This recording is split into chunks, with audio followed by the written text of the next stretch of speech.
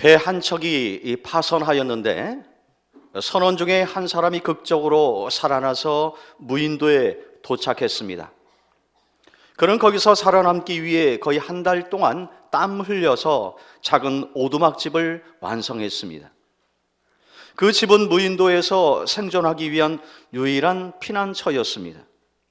그러던 어느 날 그가 먹을 것을 구하기 위해서 숲속에 들어갔다가 해질 무렵에 돌아왔는데 무슨 이유인지 오두막집이 큰 불길에 휩싸여 있었습니다. 아무도 없는 고독한 섬에서 자신의 몸을 의지할 수 있는 유일한 안식처가 불에 타는 것을 보면서 그는 망연자실한 표정으로 주저앉았습니다. 땅거미가 지자 나무 잎사귀들을 모아서 해변가에 임시 거처를 만들어서 잠을 청했습니다. 그런데 새벽녘쯤에 인기척에 놀라서 잠을 깨보니까 놀랍게도 배 한 척이 섬에 도착해서 사람들이 내리고 있었습니다.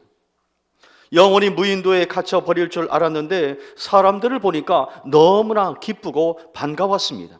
그래서 소리를 지르면서 달려갔습니다. 그리고 어떻게 된 일이냐고 물어봤습니다. 그랬더니 어젯밤에 이 섬 근처를 지나는데 저 멀리서 큰 불길이 솟아오르는 것을 봤다는 것입니다.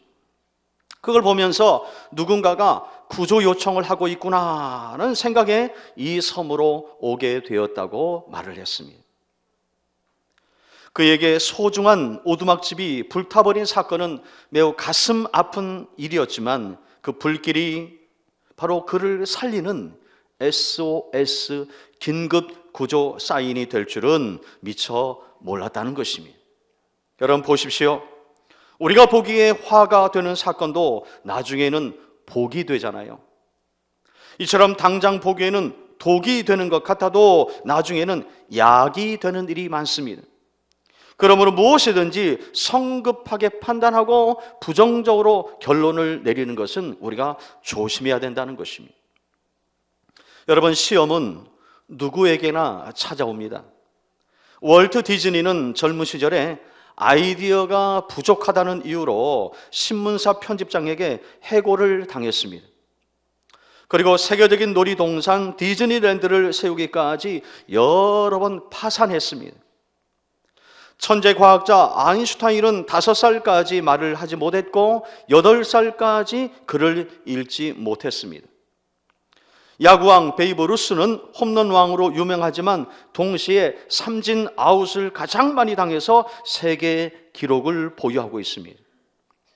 이처럼 각 분야에서 소위 성공한 사람들을 가만히 보면 누구나 힘들고 어려운 시련과 고난의 시기가 있었다는 것입니다. 그런데 그들은 그 모든 것을 잘 극복하였기에 그 분야에서 세계 최고의 사람들이 될 수 있었다는 것입니다. 여러분, 우리 성도들에게도 이 시험이라는 것은 항상 찾아옵니다. 성도가 만나는 시험을 보면 크게 2가지가 있습니다. 하나님께로부터 오는 시험이 있고 그리고 사단이 주는 시험이 있습니다. 하나님께로부터 오는 시험은 어떤 특별한 목적을 가지고 우리를 단련하고 훈련시키기 위한 연단의 모습으로 옵니다. 마귀가 주는 시험은 우리를 유혹하여 넘어뜨리기 위해서 오는 시험이라는 것입니다. 옛날 아담과 하와에게도 시험이 왔고 다니엘과 다윗과 베드로에게도 시험이 왔습니다. 심지어 예수님에게도 시험이 찾아왔습니다. 그러므로 시험이 있느냐 없느냐, 이것보다 더 중요한 것은 우리에게 찾아오는 그 다양한 시험을 우리가 어떻게 믿음으로 적절하게 대응할 것인가, 이게 더 중요하다는 것입니다.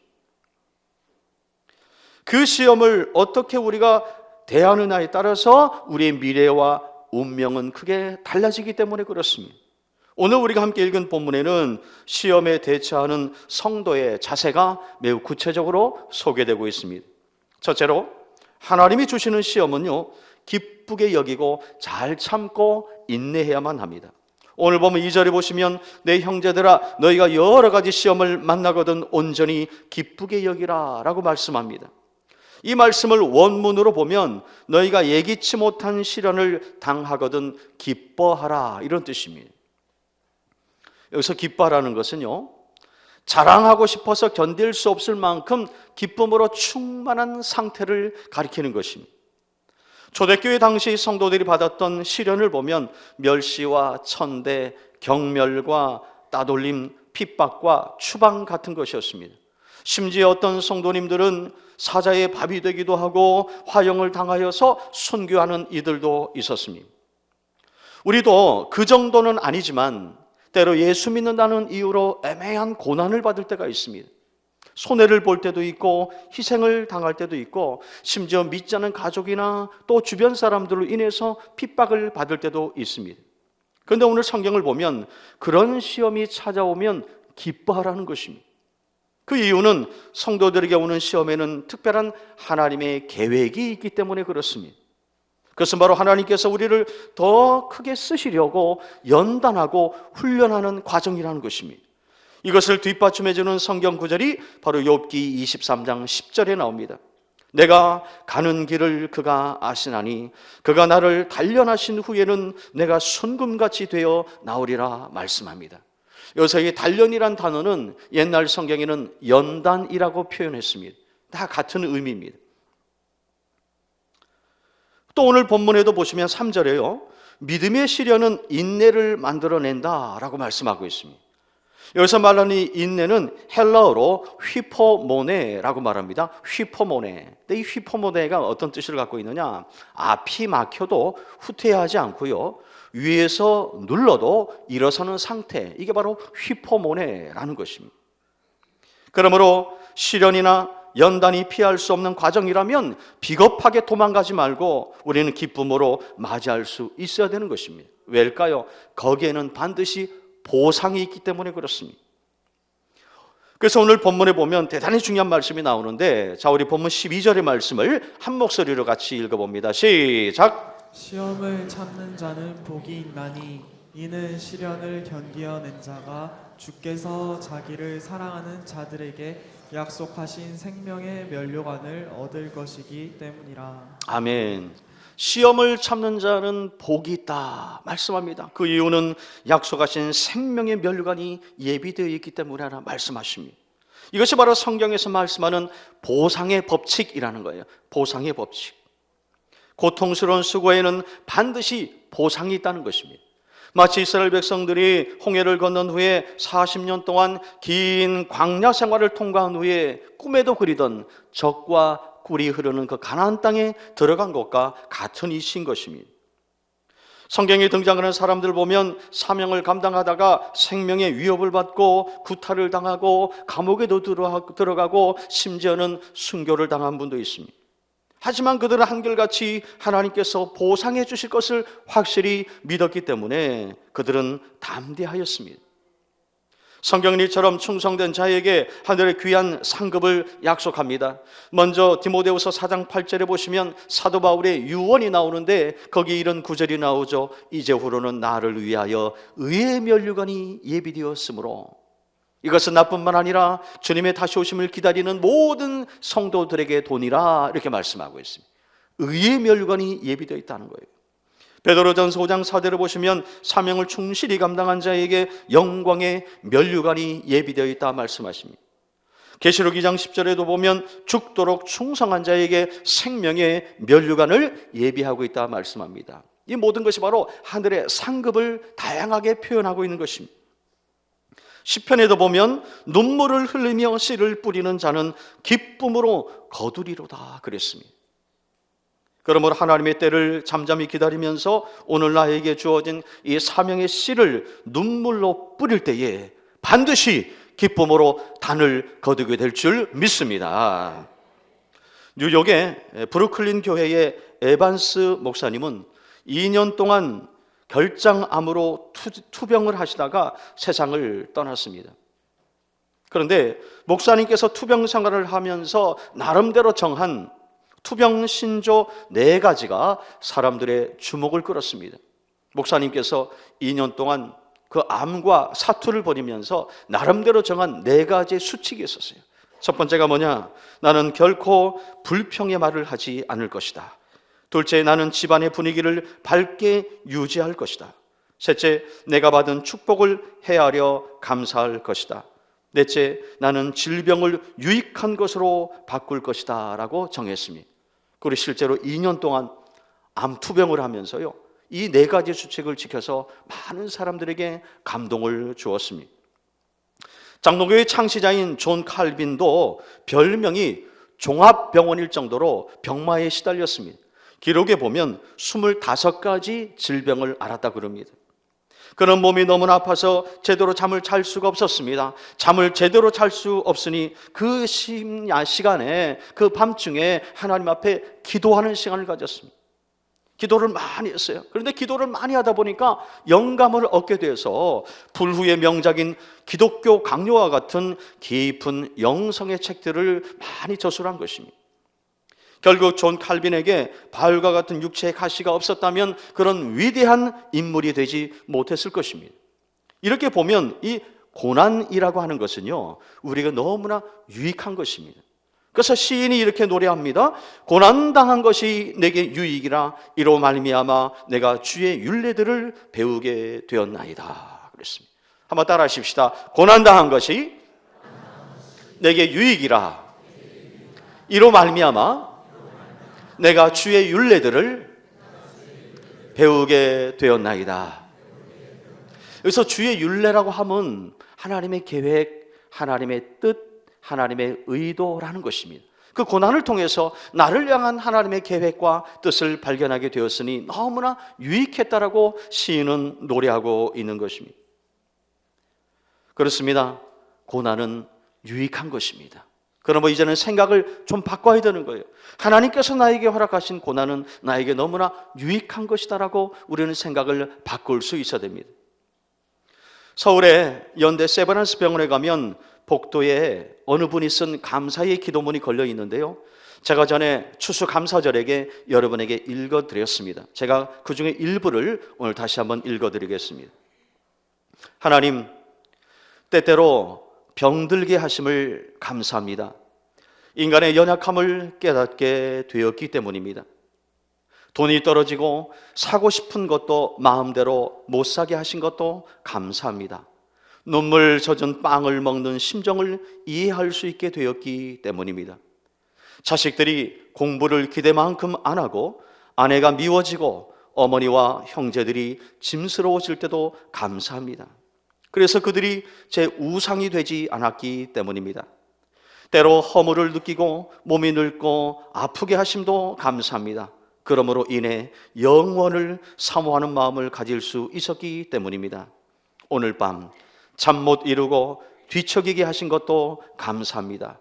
그래서 병들고 고통받는 이웃들을 위해 기도할 수 있기 때문입니다. 여러분, 이것이 바로 고난을 통과한 자의 위대한 승리의 고백인 것입니다. 이 고백이 저와 여러분의 고백이 될 수 있기를 축원합니다. 두 번째로, 마귀가 주는 시험이 있어요. 이 마귀가 주는 시험은 절대 타협하지 않고 잘 이겨내야만 하는 것입니다. 옛날에 과거 시험을 치르기 위해서 한양으로 올라가던 젊은이가 어느 날 밤 주막에서 하룻밤을 묵게 되었습니다. 그런데 주막에는 예쁜 여인이 있었습니다. 그 여인이 온갖 교태를 부리면서 술과 미모로 그를 유혹하기 시작했습니다. 그 유혹을 뿌리치지 못한 젊은이는 술과 여자에 푹 빠져서 과거 시험에 응시하지 못했습니다.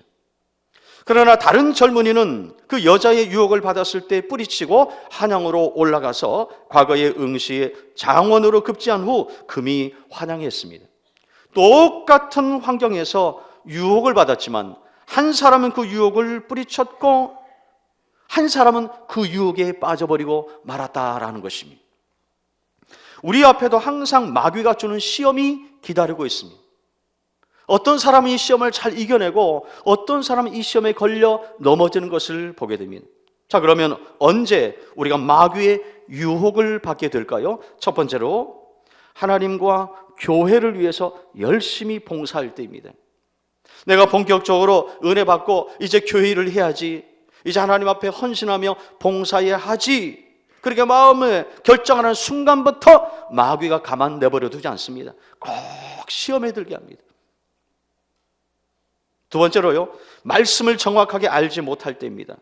창세기에 보면 마귀가 아담과 하와를 유혹할 때 보세요. 하나님께 직접 말씀을 들었던 아담에게 찾아가지 않습니다. 그 남편으로부터 전해 들은, 간접적으로 하나님의 말씀을 들은 하와에게로 찾아가서 유혹을 하게 되는 것을 봅니다. 이것이 뭡니까? 마귀는 약한 데를 치고 들어오는 그런 습성이 있다라는 것입니다. 그래서 우리가 이 마귀의 습성을 잘 이해하고 나의 연약함이 어디 있는가 그걸 잘 볼 수 있어야 되는 것입니다. 세 번째로, 주변에 아무도 없을 때의 시험이 찾아옵니다. 우리는 이렇게 함께 있을 때는요, 유혹을 덜 받아요. 그런데 항상 혼자 있을 때에 항상 유혹이 찾아오더라는 것입니다. 옛말에 신독이란 말이 있어요. 신독. 참 좋은 말입니다. 이게 무슨 뜻이냐면요, 홀로 있을 때도 도리에 어긋남이 없이 언행을 삼가한다, 이런 뜻입니다. 대단히 성경적이에요. 이게 뭐하고 연결되느냐? 코람데오하고 연결되는 것입니다. 코람데오. 하나님 앞에서, 사람 앞이 아니라 항상 하나님 앞에서, 내가 혼자 있을 때도 항상 하나님을 의식하며 사는 것, 이것이 바로 코람데오 신앙이라는 것입니다. 요셉이 아무도 없는 보디발의 집에서 보디발의 아내로부터 성적인 유혹을 받을 때에 이 코람데오의 신앙으로 이겨냈습니다. 내가 어찌 하나님 앞에서 득지할 수 있으리요? 그래서 그 유혹을 뿌리치고 도망가 버린 것입니다. 그래서 위대한 하나님의 사람이 된 것입니다. 네 번째로, 욕심 때문에 시험이 찾아옵니다. 오늘 보면 14절에서 15절에 보세요. 오직 각 사람이 시험을 받는 것은 자기 욕심에 끌려 미혹됨이니 욕심이 잉태한 즉 죄를 낳고 죄가 장성한 즉 사망을 낳느니라 그랬어요. 죄 앞에 뭐가 있느냐? 욕심이 있습니다. 그러니까 죄의 원인은 욕심이고요, 죄의 결과가 사망이라고 말합니다. 이 사망은 그 죽음만을 의미하는 것이 아니라 하나님과의 단절을 이야기하는 거예요. 하나님과의 관계가 끊어져 버리는 것입니다. 욕심에서 모든 것이 비롯된다는 거예요. 그러므로 우리가 이 욕심, 이 탐심, 이 탐욕을 우리는 물리칠 수 있어야 되는 것입니다. 여러분, 마귀의 유혹은요, 어떤 외부적인 환경에서도 오지만 상당수가 우리 마음으로부터 올 때가 많이 있습니다. 그래서 무엇보다도 우리의 마음을 잘 지켜야 되는 것입니다. 그러므로 지혜의 사람 솔로몬이 우리에게 이렇게 권면합니다. 무릇 지킬 만한 것 중에 더욱 내 마음을 지켜라. 생명의 근원이 이에서 남이니라 그랬습니다. 여러분, 우리의 마음이 절대 흔들리면 안 돼요. 어떤 상황과 어떤 조건 속에서도 하나님을 향한 우리의 신실한 마음이 흔들리면 안 된다는 거예요. 왜입니까? 생명의 근원이 여기서부터 시작되기 때문에 그렇습니다. 자, 그러면 우리가 어떻게 해야 이 마귀의 시험에서부터 우리가 벗어나 마귀의 유혹을 물리칠 수 있을까요? 첫째로, 하나님의 말씀으로 무장해야 됩니다. 예수님도 광야에서 마귀에게 시험을 3번이나 받았습니다. 그때마다 성경을 보면 예수님은 신명기의 말씀을 인용하면서 마귀를 대적하여서 물리쳤습니다. 결국 하나님의 말씀이 중요하다는 거예요. 그래서 시편에 이런 말씀이 나옵니다. 내가 주께 범죄하지 아니하려 하여 주의 말씀을 내 마음에 두었나이다 그랬습니다. 내가 죄짓지 않기 위해서 하나님의 말씀을 내 마음에 채워놨다라고 고백하는 것입니다. 둘째로, 늘 깨어서 기도해야만 합니다. 베드로는 기도해야 될 시간에 잠을 잤기 때문에 나중에 예수님을 3번이나 모른다고 부인했습니다. 예수님께서 이걸 미리 아시고 겟세마네 동산에서요, 잠을 자고 있는 제자들을 향하여 이렇게 말씀하셨어요. 시험에 들지 않게 깨어 기도하라 그랬습니다. 오늘 우리에게 주시는 말씀으로 한번 같이 따라 하십시다. 시험에 들지 않게 깨어 기도하라. 아멘이십니까? 셋째로, 이 마귀에게 유혹에 넘어가지 않기 위해서는, 이 마귀의 시험에 넘어가지 않기 위해서는요, 틈을 주면 안 돼요. 틈을 주지 말라는 거예요. 마귀는 틈을 주면 우리 마음에 비집고 들어와서 주인 노릇하는 존재가 바로 마귀인 것입니다. 그래서 절대 틈을 주면 안 됩니다. 그러므로 성경은 말씀합니다. 에베소서 4장 27절, 마귀에게 틈을 주지 말라 그랬습니다. 이 틈을 준다는 것 대단히 중요한 거예요. 전에도 말씀드렸죠. 딱 한 번의 유혹이 있습니다. 딱 한 번의 유혹. 주일 예배 매주 나가서 드리는 건데 이번 한 주 한 번만 좀 쉬자. 한 번만. 그 유혹이 살짝 옵니다. 그거 매일 뭐 새벽 제단 쌓는 거 하루만 좀 쉬어보자. 하루. 근데 그거 아십니까? 한 번이 두 번이 됩니다. 두 번이 네 번이 되고요. 네 번이 한 달, 두 달, 세 달 계속. 한 번의 유혹이에요. 요즘과 같은 때 코로나 바이러스 위협이 있는데 우리 딱 한 번만 예배 드리지 말지 뭐. 그 다음 주 가면 되잖아. 사탄의 유혹이라는 거예요, 여러분. 한 번은 반드시 두 번으로 발전합니다. 두 번은 세 번이 되는 것이고, 그러다 보면요 어느 순간 담대함이 생기는 거예요. 아, 괜찮네 이거. 괜찮네. 한 번 빠져도. 그 틈을 마귀가 노리는 것입니다. 그러니까 성경에 말씀하는 거예요. 마귀에게 틈을 주지 말라고요. 여러분 기억하십시오. 예수님은 구름 타고 오시고 마귀는 틈을 타고 옵니다.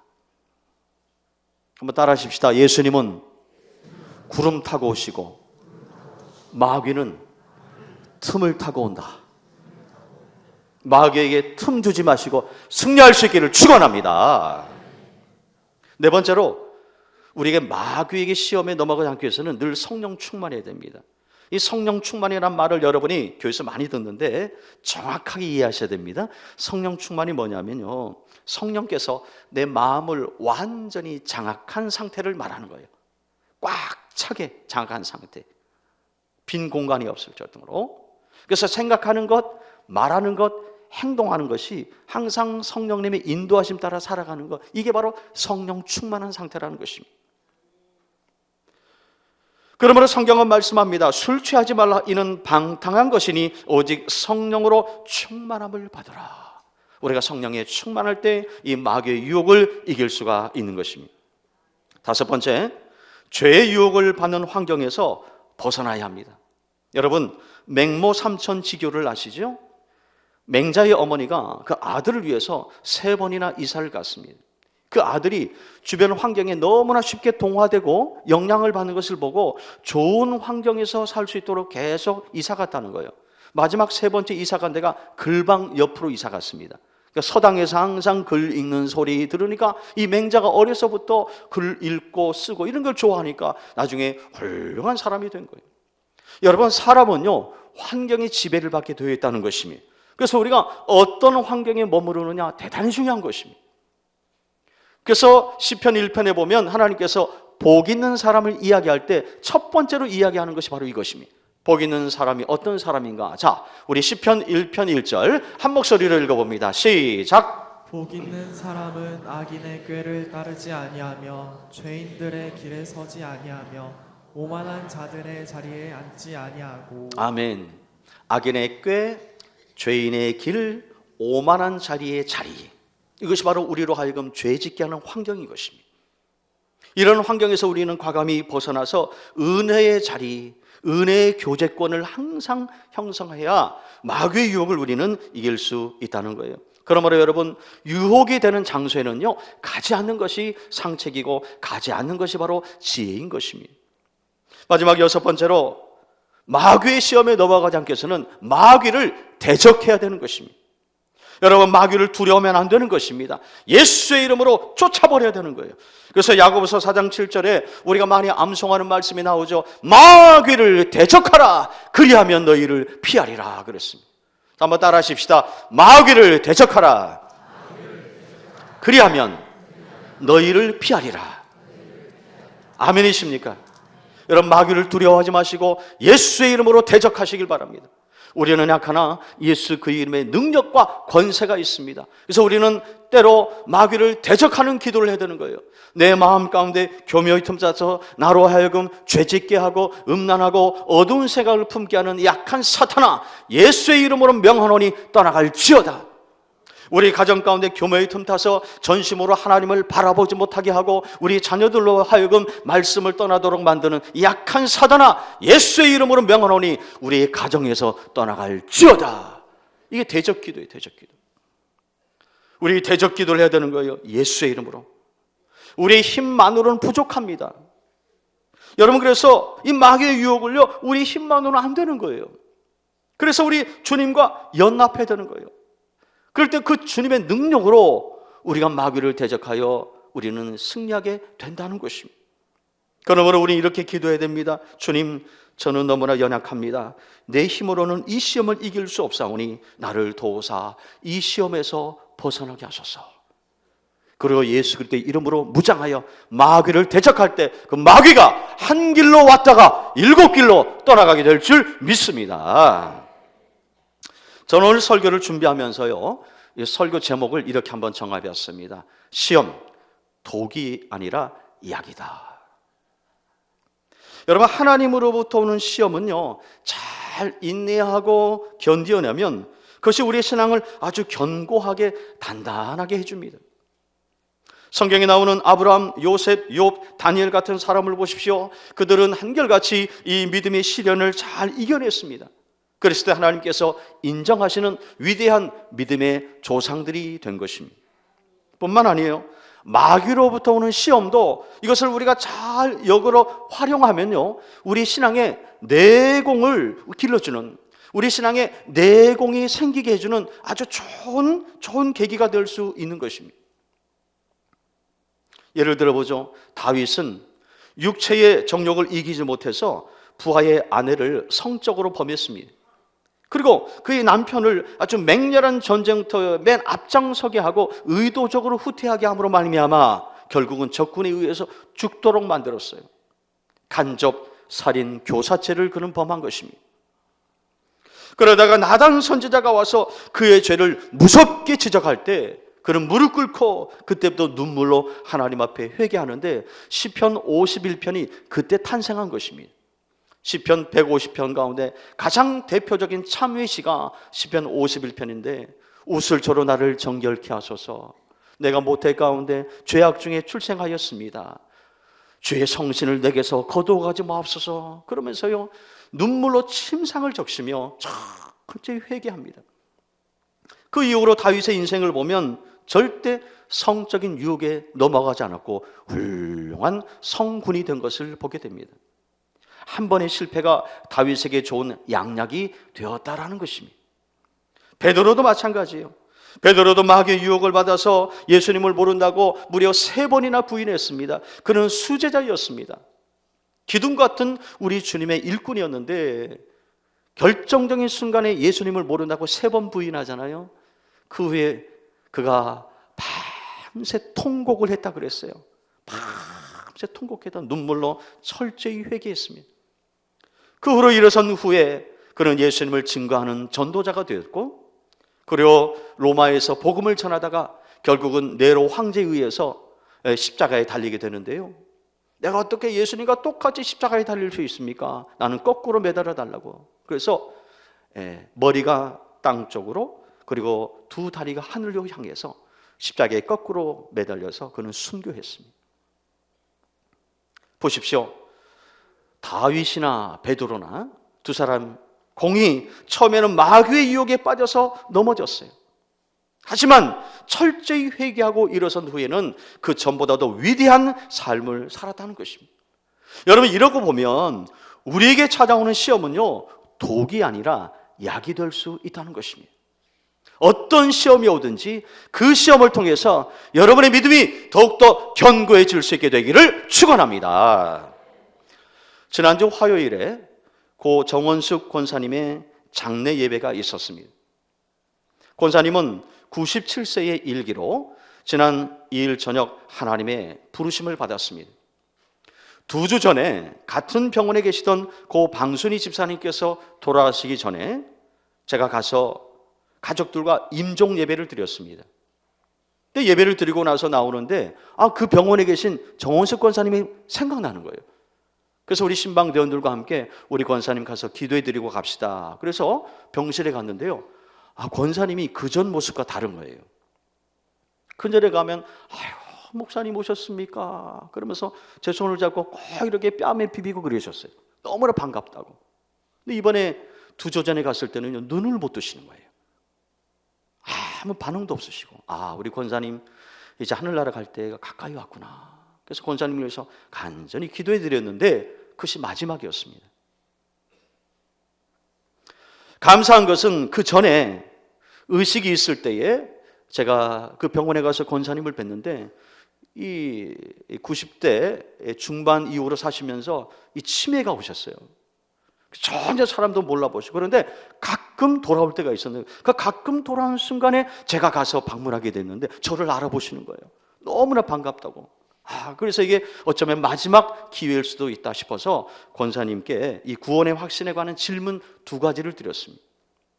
권사님, 2000년 전에 예수님께서 십자가에 달려 죽으심으로 권사님의 모든 죄의 문제를 해결해 주신 것을 믿으십니까?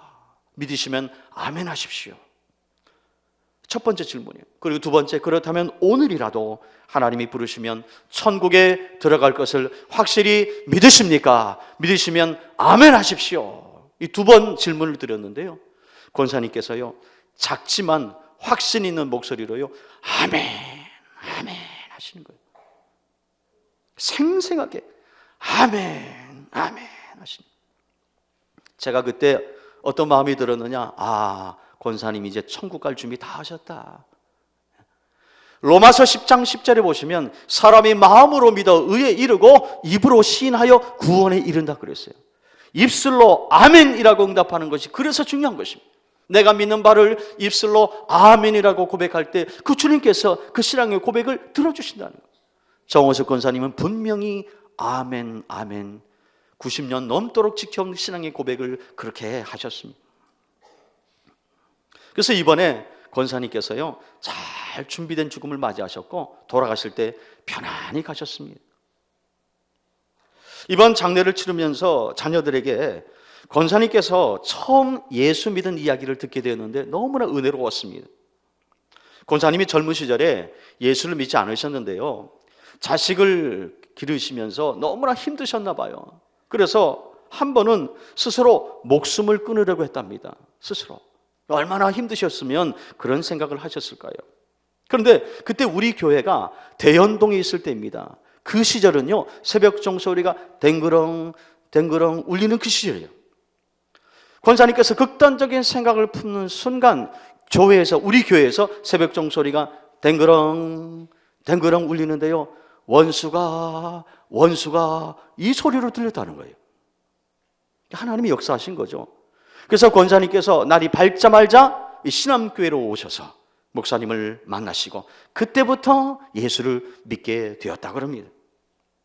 그 후로 신앙생활을 열심히 해서 3남 2녀의 자녀를 믿음으로 잘 키우셨어요. 그래서 3남 2녀의 자녀들과 그 자손들뿐만 아니라 친척들을 다 합치면 전도하신 분이 80명이 넘는다는 거예요. 할렐루야. 하나님께서 믿음의 조상으로 삼으시고 그 자손들을 축복하시고 그 자녀들 가운데 목사님이 3분이 있습니다. 우리 큰따님 가정은요 베트남 선교사님이세요. 지금 20년 가까이 베트남에서 선교하시는 귀한 일꾼들입니다. 여러분, 정호숙 권사님께서 하나님 앞에 믿음으로 사실 때 그 자녀들을 축복하신 장수의 복과 자손의 복을 하나님께서 허락해 주셨다는 것입니다. 여러분, 만일 권사님께서 젊은 날 예수를 믿지 않으셨더라면, 극단적인 선택을 했더라면 구원도 받지 못했습니다. 천국 못 가셨어요. 그리고 자손들 예수 믿지 않았을 것입니다. 그런데 하나님께서 그 권사님을 축복하시고 부르실 때 그 부르심의 음성을 순종하여 주님 앞에 나올 때에 자신의 그 고난과 시험을 믿음으로 잘 극복하셨고 또 그 자녀들을 신앙으로 잘 기르실 때에 그 자녀들에게 하나님께서 복을 주셨다라는 것입니다. 여러분 보십시오. 우리에게 찾아오는 시험을 어떻게 대응하느냐에 따라서 우리 미래와 운명이 이렇게 달라질 수 있다라는 것입니다. 권사님의 가정은 그 시험을 믿음으로 극복할 때에 아름다운 신앙의 명문 가정을 이룰 수 있게 되었다는 것입니다. 이 은혜가 여러분에게도 있으시기를 축원합니다. 하나님께서 권사님을 기쁘게 받아주시고 하늘의 귀한 상급을 주실 줄 믿습니다. 이제 말씀을 마무리하겠습니다. 지금 우리는 연일 코로나 바이러스와 싸우고 있습니다. 여러분, 이 또한 우리에게 찾아온 또 하나의 시험이 될 수 있습니다. 사랑하는 성도 여러분, 이 시험 앞에 절대 약해지지 맙시다. 이 또한 지나갈 것을 우리가 확실히 믿으며 고난을 이겨내신 그리고 승리하신 예수님을 생각하면서 끝까지 흔들리지 맙시다. 또 우리에게 찾아온 시험이 독이 아니라 약이 될 수 있다는 사실을 깨닫고 끝까지 믿음으로 승리하는 저와 여러분이 될 수 있기를 축원합니다. 그래서 우리가 달려갈 길 다 마칠 때에 우리 모두 하나님께서 예비하신 하늘의 귀한 상급을 받아 누릴 수 있게 되기를 주님의 이름으로 축원합니다. 축원합니다.